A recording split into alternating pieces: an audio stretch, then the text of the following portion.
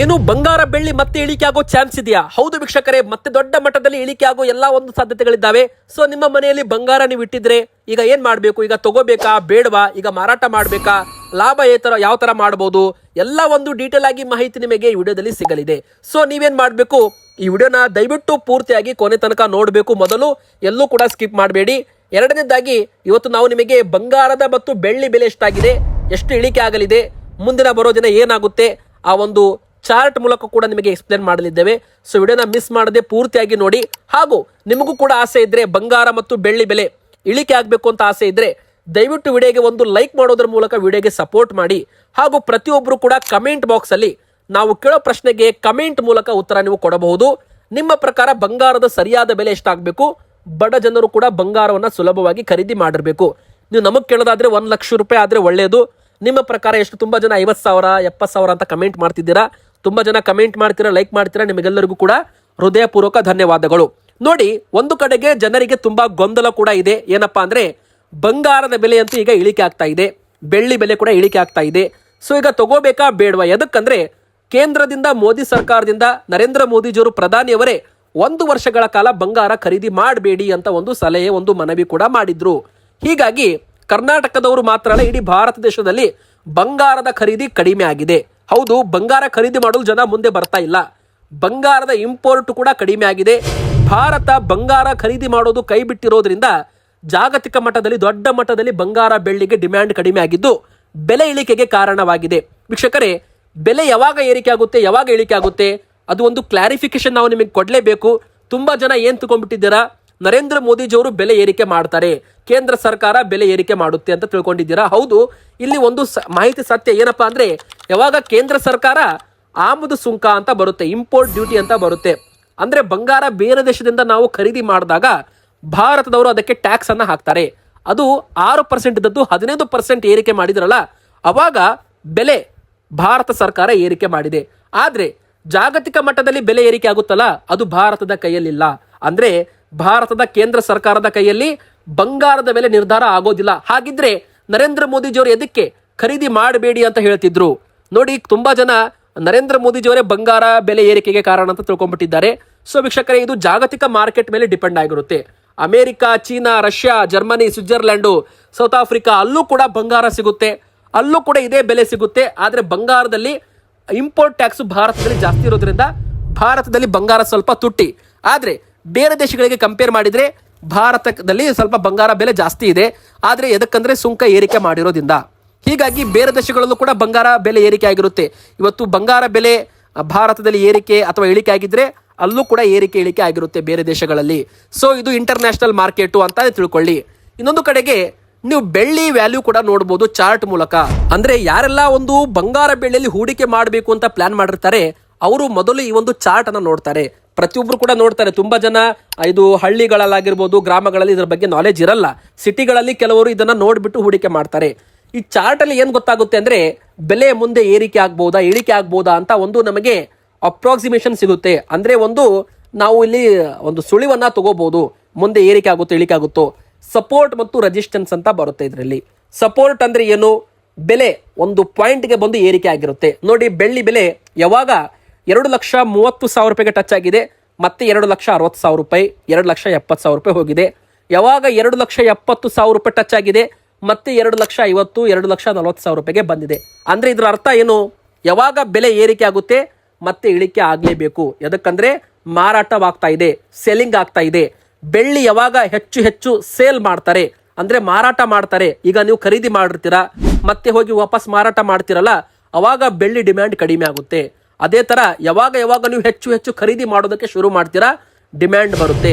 ಒಂದು ಉದಾಹರಣೆಗೆ ಹೇಳ್ಬೇಕಂದ್ರೆ, ಒಂದು ಅಂಗಡಿಯಲ್ಲಿ 10 ಬಿಸ್ಕಿಟ್ಗಳಿರ್ತವೆ. ಅಂದ್ರೆ 10 ಬಿಸ್ಕಿಟ್ಗಳು, ನಿಮಗೆ 15 ಬಿಸ್ಕಿಟ್ಗಳು ಬೇಕು. ಅವಾಗ ಏನಾಗುತ್ತೆ, 5 ಬಿಸ್ಕಿಟ್ ಡಿಮ್ಯಾಂಡ್ ಜಾಸ್ತಿ ಆಗುತ್ತೆ. ಸೊ ಇದ್ರದ್ದು ಬೆಲೆ 10 ರೂಪಾಯಿದದ್ದು 12 ರೂಪಾಯಿ, 13 ರೂಪಾಯಿ ಆಗ್ಬಿಡುತ್ತೆ, 15 ರೂಪಾಯಿ ಆಗ್ಬಿಡುತ್ತೆ.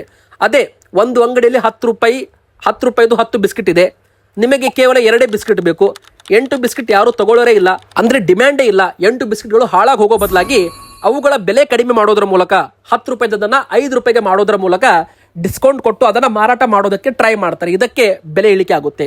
ಸೊ ಇದು ಇಂಟರ್ನ್ಯಾಷನಲ್ ಲೆವೆಲ್ ಅಲ್ಲಿ ಬಂಗಾರ ಮತ್ತು ಬೆಳ್ಳಿಯಲ್ಲೂ ಕೂಡ ಆಗುತ್ತೆ ವೀಕ್ಷಕರೇ. ಇದು ಕೇವಲ 10 ರೂಪಾಯಿ 20 ರೂಪಾಯಿ ಅಲ್ಲ, ಸಾವಿರಾರು ಕೋಟಿ ಲೆಕ್ಕದಲ್ಲಿ ಆಗುತ್ತೆ. ಬಂಗಾರ ಸಾವಿರಾರು ಕೋಟಿ ರೂಪಾಯಿನಲ್ಲಿ ಹೂಡಿಕೆ ಮಾಡ್ತಾರೆ. ಭಾರತದ ರಿಸರ್ವ್ ಬ್ಯಾಂಕ್ ಆಗಿರ್ಬೋದು, ಭಾರತದ ವಿದೇಶಿ ಬ್ಯಾಂಕ್ ಆಗಿರ್ಬೋದು, ಅಥವಾ ಬೇರೆ ಬೇರೆ ದೇಶಗಳ ವಿದೇಶಿ ಬ್ಯಾಂಕುಗಳು ಕೂಡ ಬಂಗಾರದಲ್ಲಿ ಹೂಡಿಕೆ ಮಾಡ್ತಾರೆ. ಟ್ರೇಡಿಂಗ್ ಅನ್ನ ಮಾಡ್ತಾರೆ, ಖರೀದಿ ಮಾಡೋದು ಸೇಲ್ ಮಾಡೋದು ಮಾಡಿ ಲಾಭವನ್ನ ಮಾಡ್ತಾರೆ. ಸೊ ವೀಕ್ಷಕರೇ, ಇದರಲ್ಲಿ ಲಾಭನೂ ಇರುತ್ತೆ, ನಷ್ಟನೂ ಇರುತ್ತೆ. ನೋಡಿ, ಬೆಳ್ಳಿ ಹೋದ ವರ್ಷ 1 ಲಕ್ಷ ರೂಪಾಯಿ ಇತ್ತು, ಈ ವರ್ಷ 2.5 ಲಕ್ಷ ಆಗಿದೆ. ಸೊ ಇಲ್ಲಿ 1.5 ಲಕ್ಷ ರೂಪಾಯಿ ಲಾಭ ಕೊಟ್ಟಿದೆ ಬೆಳ್ಳಿ ಹೂಡಿಕೆದಾರರಿಗೆ. ಅದೇ ಬಂಗಾರ ಹೋದ ವರ್ಷ ಎಷ್ಟಿತ್ತು, ಈ ವರ್ಷ ಎಷ್ಟಾಗಿದೆ ಅದನ್ನು ಕೂಡ ತೋರಿಸ್ತೇವೆ. ಈಗ ನೋಡಿ, ಬೆಳ್ಳಿ ಬೆಲೆ ಮುಂದಿನ ಬರೋ ದಿನಗಳಲ್ಲಿ ಏನಾಗ್ಬೋದು. ಬೆಳ್ಳಿ ಈಗ ಓವರ್ ವ್ಯಾಲ್ಯೂಯೇಷನ್ ಆಗಿದೆ. 10 ರೂಪಾಯಿದ್ದು 100 ರೂಪಾಯಿಗೆ ಮಾರಾಟ ಆಗ್ತಿದೆ ಅಂತ ತಿಳ್ಕೊಳ್ಳಿ, ಅಥವಾ 10 ರೂಪಾಯಿದ್ದು 30 ರೂಪಾಯಿಗೆ ಮಾರಾಟ ಆಗ್ತಾ ಇದೆ ಅಂತ ತಿಳ್ಕೊಳ್ಳಿ. ಯಾರು ತಗೋತಾರೆ? ಯಾರು ತಗೊಳ್ಳಲ್ಲ. ಸೊ ಅವಾಗ ಡಿಮ್ಯಾಂಡ್ ಕಡಿಮೆ ಆಗುತ್ತೆ, ಬೆಲೆ ಇಳಿಕೆ ಆಗುತ್ತೆ. ಇನ್ನೊಂದು ಕಡೆಗೆ ಜಾಗತಿಕ ಯುದ್ಧಗಳು ಪ್ರಾರಂಭವಾಗುತ್ತಲ್ಲ, ಅವಾಗ ಬೆಲೆ ಏರಿಕೆ ಆಗುತ್ತೆ. ವೀಕ್ಷಕರೇ, ಹೌದು, ಯಾವಾಗ ಯುದ್ಧಗಳು ಕಡಿಮೆ ಆಗುತ್ತೆ ಅವಾಗ ಬೆಲೆ ಇಳಿಕೆ ಆಗಲೇಬೇಕು. ಈಗ ಶಾಂತಿ ಒಪ್ಪಂದಕ್ಕೆ ಅಮೆರಿಕ ಅಧ್ಯಕ್ಷ ಟ್ರಂಪ್ ಸಹಿ ಹಾಕಿದ್ದಾರೆ. ಅಮೆರಿಕ ಇರಾನ್ ನಡುವಿನ ಯುದ್ಧ ಕೊನೆಯಾಗ್ತಾ ಇದೆ. ಸೊ ವೀಕ್ಷಕರೇ, ಕಚ್ಚಾ ತೈಲ ಬೆಲೆ ಕೂಡ ಇಳಿಕೆ ಆಗ್ತಾ ಇದೆ. ಇತ್ತ ಬಂಗಾರ ಬೆಳ್ಳಿ ಬೆಲೆ ಕೂಡ ಇಳಿಕೆ ಆಗುವ ಸಾಧ್ಯತೆ ಕಂಡು ಬರ್ತಾ ಇದೆ. ಸೊ ಮುಂದಿನ 1 ವಾರ 15 ದಿನ ಸ್ವಲ್ಪ ವೇಟ್ ಅಂಡ್ ವಾಚ್ ಅಂತ ಕರಿತೀವಿ. ಎದಕ್ಕಂದ್ರೆ ಇಲ್ಲಿ ಬಂಗಾರ ಬೆಳ್ಳಿ 3 ತಿಂಗಳಿನಿಂದ ಓವರ್ ವ್ಯಾಲ್ಯೂಷನ್ ಆಗೋದು, ಇಳಿಕೆ ಆಗೋದು, ಏರಿಕೆ ಆಗೋದು, ಹಾವು ಏಣಿ ಆಟ ನಡೀತಾ ಇತ್ತಲ್ಲ, ಈಗ ಅದು ಬಂದ್ ಆಗ್ಬಹುದು. ಸೊ ವೀಕ್ಷಕರೇ, 1 ವಾರದಲ್ಲಿ ಮಾರ್ಕೆಟು ಸ್ಟೇಬಲ್ ಆಗುತ್ತೆ, ನ್ಯೂಟ್ರಲ್ ಆಗುತ್ತೆ. ಕೆಲವೊಮ್ಮೆ 5ನೇ ಗೇರು, ಕೆಲವೊಮ್ಮೆ 2ನೇ ಗೇರು, ಈ ತರ ಏರಿಕೆ ಇಳಿಕೆ ಆಗ್ತಾ ಇದೆ ಬಂಗಾರ ಬೆಳ್ಳಿ. ಆದ್ರೆ ಮುಂದಿನ ಬರೋ 1 ವಾರ 15 ದಿನ 20 ದಿನ ಶಾಂತಿ ಆದ್ಮೇಲೆ, ಎಲ್ಲ ಕೂಡ ಶಾಂತವಾದ್ಮೇಲೆ, ಯುದ್ಧಗಳು ಕೊನೆ ಆದ್ಮೇಲೆ, ಅಮೆರಿಕನ್ ಡಾಲರ್ ಬಲವಾದ್ರೆ ಬಂಗಾರ ಬೆಳ್ಳಿ ಬೆಲೆ ಇಳಿಕೆ ಆಗುತ್ತೆ. ಅಮೆರಿಕನ್ ಡಾಲರ್ ಮತ್ತೆ ವೀಕ್ ಆದ್ರೆ ಮತ್ತೆ ಬಂಗಾರ ಬೆಳ್ಳಿ ಬೆಲೆ ಏರಿಕೆ ಆಗುತ್ತೆ. ಯಾಕಂದ್ರೆ ಇದು ವೈಸ್ ವರ್ಷ ಇದೆ ಅಂತಾನು ಕೂಡ ಇಲ್ಲಿ ಹೇಳ್ಬಹುದು ವೀಕ್ಷಕರೇ. ಸೊ ಮುಂದಿನ ಬರೋ ದಿನ ಬೆಳ್ಳಿ ಬೆಲೆ ಸ್ವಲ್ಪರ ಮಟ್ಟಿಗೆ ಇಳಿಕೆ ಆಗೋ ಚಾನ್ಸ್ ಇದೆ. ಇನ್ನು ಬಂಗಾರಕ್ಕೆ ಬರೋದಾದ್ರೆ, ಹೋದ ವರ್ಷ ಬಂಗಾರ 1 ಲಕ್ಷ ರೂಪಾಯಿ ಇತ್ತು, ಈ ವರ್ಷ 1,50,000 ಇದೆ. ಅದೇ ಬೆಳ್ಳಿ 1 ಲಕ್ಷ ಇದ್ದದ್ದು 2.5 ಲಕ್ಷ ಆಗಿತ್ತು. 1.5 ಲಕ್ಷ ಲಾಭ ಬೆಳ್ಳಿ ಕೊಟ್ಟಿದ್ರೆ ಬಂಗಾರ ಕೇವಲ 50,000 ಲಾಭ ಕೊಟ್ಟಿದೆ. ಅಂದ್ರೆ ಬೆಳ್ಳಿ ಮತ್ತು ಬಂಗಾರಕ್ಕೆ ಕಂಪೇರ್ ಮಾಡಿದ್ರೆ ಹೂಡಿಕೆದಾರರಿಗೆ ಬೆಳ್ಳಿ ಈಗ ಹೆಚ್ಚು ಲಾಭ ಕೊಟ್ಟ ಒಂದು ಮೆಟಲ್ ಆಗಿದೆ. ಬಂಗಾರಕ್ಕಿಂತ ಬೆಳ್ಳಿಯಲ್ಲಿ ಹೂಡಿಕೆ ಮಾಡಿದವರಿಗೆ ಹೆಚ್ಚು ಲಾಭ ಸಿಕ್ಕಿದೆ. ಸೊ ವೀಕ್ಷಕರೇ, ಬೆಳ್ಳಿಯಲ್ಲಿ ಏನಾಗ್ಬಿಟ್ಟಿದೆ, ಓವರ್ ವ್ಯಾಲ್ಯೂಯೇಷನ್, ಓವರ್ ಬೈಯಿಂಗ್ ಆಗ್ಬಿಟ್ಟಿದೆ. ಅದೇ ತರ ಈಗ ಸೆಲ್ಲಿಂಗ್ ಕೂಡ ಆಗುತ್ತೆ, ಅಂದ್ರೆ ಅದೇ ತರ ಮಾರಾಟ ಕೂಡ ಮಾಡಬಹುದು. ಸೊ ಮುಂದಿನ ಬರೋ ದಿನ ಇಳಿಕೆ ಆಗೋ ಚಾನ್ಸ್ ಇದೆ. ಅದೇ ಬಂಗಾರ ಏನಾಗ್ತಾ ಇದೆ, ಸ್ವಲ್ಪ ಸ್ವಲ್ಪ ಇಳಿಕೆ ಆಗ್ತಾ ಇದೆಯಲ್ಲ, ಅದೇ ಒಂದು ನಿಮಗೆ ಚಾನ್ಸು. ಅಂದ್ರೆ ಯಾವಾಗ ಬೆಲೆ ಇಳಿಕೆ ಆಗುತ್ತೆ ಅವಾಗ ಒಂದು ಖರೀದಿ ಮಾಡೋದಕ್ಕೆ ಒಂದು ಸುವರ್ಣ ಅವಕಾಶ ಅಂತ ತಿಳ್ಕೊಳ್ಳಿ. ಯಾಕಂದ್ರೆ ಮುಂದಿನ 2-3 ವರ್ಷ ಆದ್ಮೇಲೆ ಬಂಗಾರ ಮತ್ತಷ್ಟು ಏರಿಕೆ ಆಗೋ ಸಾಧ್ಯತೆ ಕೂಡ ಇದೆ. ಅಂದ್ರೆ JP ಮಾರ್ಗನ್ ಆಗಿರ್ಬೋದು, ಆ ಬ್ಯಾಂಕುಗಳು ಏನಿದ್ದಾವೆ, ಅಂದ್ರೆ ಇನ್ವೆಸ್ಟ್ಮೆಂಟ್ ಬ್ಯಾಂಕ್ ಅಂತ ಬರುತ್ತೆ, ಇನ್ವೆಸ್ಟ್ಮೆಂಟ್ ಬ್ಯಾಂಕಿಂಗ್ ಸೆಂಟರ್ಗಳು ಬಂಗಾರ ಮುಂದಿನ 2-3 ವರ್ಷದಲ್ಲಿ ದೊಡ್ಡ ಮಟ್ಟದಲ್ಲಿ ಏರಿಕೆ ಆಗೋ ಸಾಧ್ಯತೆ ಇದೆ ಅಂತ ಒಂದು ಸಲಹೆಯನ್ನ ಕೊಟ್ಟಿದ್ದು, ಒಂದು ಹೇಳಿಕೆ ಕೂಡ ಕೊಟ್ಟಿದೆ. ಸೊ ವೀಕ್ಷಕರ, ಇಲ್ಲಿ ಹೂಡಿಕೆದಾರರ ಮನಸ್ಥಿತಿ ಯಾವ ತರ ಇರುತ್ತೆ ಗೊತ್ತಿಲ್ಲ. ಸೊ ಮುಂದಿನ ಬರೋ ದಿನ ಯುದ್ಧಗಳು ಕಡಿಮೆ ಆದರೆ ಬೆಲೆ ಇಳಿಕೆ ಆಗಬೇಕು. ಆದರೆ ವಿದೇಶಿ ಬ್ಯಾಂಕುಗಳು, ಇನ್ವೆಸ್ಟ್ಮೆಂಟ್ ಬ್ಯಾಂಕುಗಳು ಈ ತರ ಹೇಳಿಕೆ ಕೊಟ್ಟಿದ್ದು ಕೂಡ ಹೂಡಿಕೆದಾರರ ಮನಸ್ಥಿತಿ ಬದಲಾವಣೆಯಾಗಿ ಮತ್ತೆ ಹೂಡಿಕೆ ಆದ್ರೆ ಮತ್ತೆ ಬೆಲೆಯಲ್ಲಿ ಏರಿಕೆ ಆಗೋ ಚಾನ್ಸ್ ಕೂಡ ಇರಬಹುದು. ಆದ್ರೆ ಸದ್ಯಕ್ಕೆ 1 ವಾರ 15 ದಿನ ಸ್ವಲ್ಪ ವೇಟ್ ಮಾಡಿ. ತುಂಬಾ ಜನ ಏನ್ ಮಾಡ್ತಾರೆ, ಬೆಲೆ ಏರಿಕೆ ಆಗ್ತಾ ಇದ್ದಂತೆ ಮನೇಲಿದ್ದ ಬಂಗಾರವನ್ನ ಮಾರಾಟ ಮಾಡ್ಬಿಡ್ತಾರೆ. ಮತ್ತೆ ಖರೀದಿ ಮಾಡೋಕ್ ಹೋದ್ರೆ ಬೆಲೆ ಏರಿಕೆ ಆಗ್ಬಿಟ್ಟಿರುತ್ತೆ. ಉದಾಹರಣೆಗೆ ಹೇಳ್ತೀನಿ ವೀಕ್ಷಕರೇ, ಇವತ್ತು ನೀವು 1,50,000 ರೂಪಾಯಿ ಇವತ್ತು ಬಂಗಾರದ ಬೆಲೆ ಇದೆ. ಅಂದ್ರೆ 10 ಗ್ರಾಮ್ 24 ಕ್ಯಾರೆಟ್ ಚಿನ್ನದ ಬೆಲೆ 1,50,000, 1,48,000 ಈ ತರ ಓಡ್ತಾ ಇದೆ ಅಂತ ತಿಳ್ಕೊಳ್ಳಿ. ಸೊ ಮುಂದಿನ ವಾರ ಬೆಲೆ 1,60,000 ರೂಪಾಯಿ ಆಗ್ಬಿಡ್ತು. ನೀವು ಇವತ್ತು 1,50,000 ರೂಪಾಯಿಗೆ ಮಾರಾಟ ಮಾಡಿರ್ತೀರಾ. ಅಂದ್ರೆ ನೀವು 1,30,000 ರೂಪಾಯಿಗೆ ಬಂಗಾರ ತಗೊಂಡಿರ್ತೀರಾ, 1,50,000 ರೂಪಾಯಿಗೆ ಮಾರಾಟ ಮಾಡಿರ್ತೀರಾ. ಅಂದ್ರೆ 20,000 ರೂಪಾಯಿ ನಿಮಗೆ ಲಾಭ ಸಿಗುತ್ತೆ. ಮತ್ತೆ ಬೆಲೆ ನಾಳೆ 1,60,000 ರೂಪಾಯಿ ಆಗ್ಬಿಡುತ್ತೆ. ಮತ್ತೆ ನೀವು 10,000 ರೂಪಾಯಿ ನಿಮ್ಮ ಜೇಬಿಂದ ಹಾಕಬೇಕು. 1,50,000 ನಿಮ್ಮ ಹತ್ರ ಕೈಯಲ್ಲಿ ಕ್ಯಾಶ್ ಇರುತ್ತೆ. ಮತ್ತೆ 10,000 ರೂಪಾಯಿ ನೀವು ಕೈಲಿಂದ ಹಾಕಿ ಮತ್ತೆ 1,60,000 ರೂಪಾಯಿಗೆ ತಗೋಬೇಕು.